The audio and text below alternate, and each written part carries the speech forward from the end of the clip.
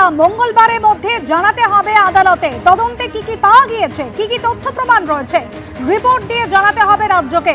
আর কি বললো আদালত, আমাদের প্রতিনিধি সৌভিক মজুমদার এই মুহূর্তে রয়েছেন আমাদের সঙ্গে টেলিফোন লাইনে। সৌভিক, কি নির্দেশ হাইকোর্টে? দেখো, তৃণমূলের পক্ষে এই মুহূর্তে সব থেকে যেটা খারাপ খবর যে এই যে 3টে অ্যাকাউন্ট ফ্রিজ করা হয়েছিল সেটা অবিলম্বে অথবা থেকে বা আগামী 1 সপ্তাহের মধ্যে খুলছে না, এটা কলকাতা হাইকোর্টের তরফ থেকে কার্যত নিশ্চিত করে বলা হয়েছে। প্রাথমিক পর্যায়ে কলকাতা হাইকোর্টের মনে হয়েছিল বা মাননীয় বিচারপতি সৌগত ভট্টাচার্যের পর্যবেক্ষণ ছিল যে তিনি দুটি নির্দেশ দেবেন।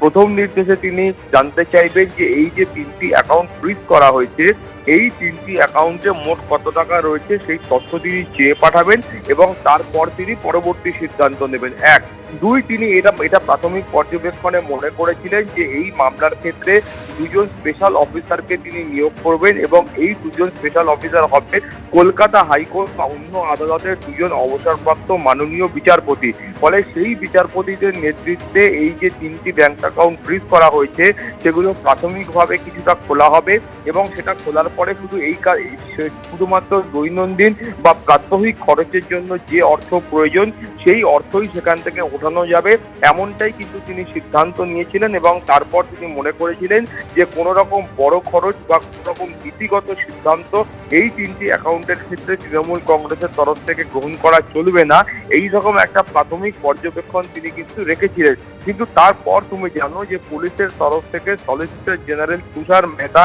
তিনি বলেন যে এখন নতুন একটা সমস্যা তৈরি হয়েছে এবং এই সমস্যা কিন্তু এত দূর পর্যন্ত গড়িয়েছে যে সেটা জাতীয় নির্বাচন কমিশনের তরফ থেকে পৌঁছেছে যে আসল তৃণমূল কংগ্রেস কার দখলে থাকবে, সেটা কালীঘাটপন্থী তৃণমূল নাকি ঋতব্রতপন্থী তৃণমূল এই দখলে থাকবে, এই রকম একটা গন্ডগোলের জায়গায় পৌঁছেছে।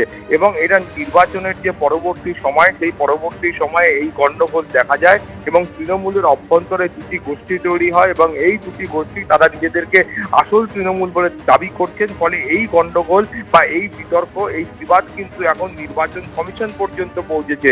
ফলে এই যে 2জন স্পেশাল অফিসার বা 2জন অবসরপ্রাপ্ত বিচারপতির নেতৃত্বে ব্যাংক অ্যাকাউন্ট যদি আংশিকভাবে খোলা হয় সেক্ষেত্রে দুটো ভাগ অর্থাৎ তৃণমূল কংগ্রেসের 2 ভাগের যারা প্রেসিডেন্ট রয়েছেন তারা যদি গিয়ে এই 2 স্পেশাল অফিসারের কাছে গিয়ে বলেন যে তারাই আসল তৃণমূল, সেক্ষেত্রে কারা এই ব্যাংক অ্যাকাউন্ট পরিচালনা করবেন এবং কারা সেখানকার প্রাত্যহিক বা দৈনন্দিন যে খরচা রয়েছে সেটা সেখান থেকে তুলবেন সেইটা নিয়ে একটা বিতর্ক তৈরি হতে পারে।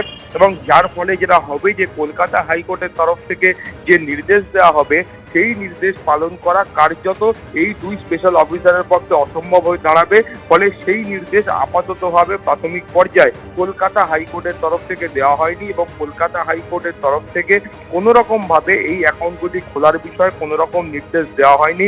শুধুমাত্র যেটা বলা হয়েছে যে এই যে ব্যাংক অ্যাকাউন্টগুলি রয়েছে বা 3টি ব্যাংক অ্যাকাউন্ট রয়েছে এখানে কত টাকা রয়েছে সেটা আগামী মঙ্গলবারের মধ্যে আদালত জানতে চেয়েছে। 1, 2 এবং কলকাতা হাইকোর্টের তরফ থেকে জানতে চাওয়া হয়েছে যে প্রাথমিক পর্যায়ে যে তদন্ত হয়েছে সেই তদন্তের ক্ষেত্রে পুলিশের কাছে কি কি তথ্য প্রমাণ রয়েছে। অনুসুয়া, ধন্যবাদ। সৌভিক।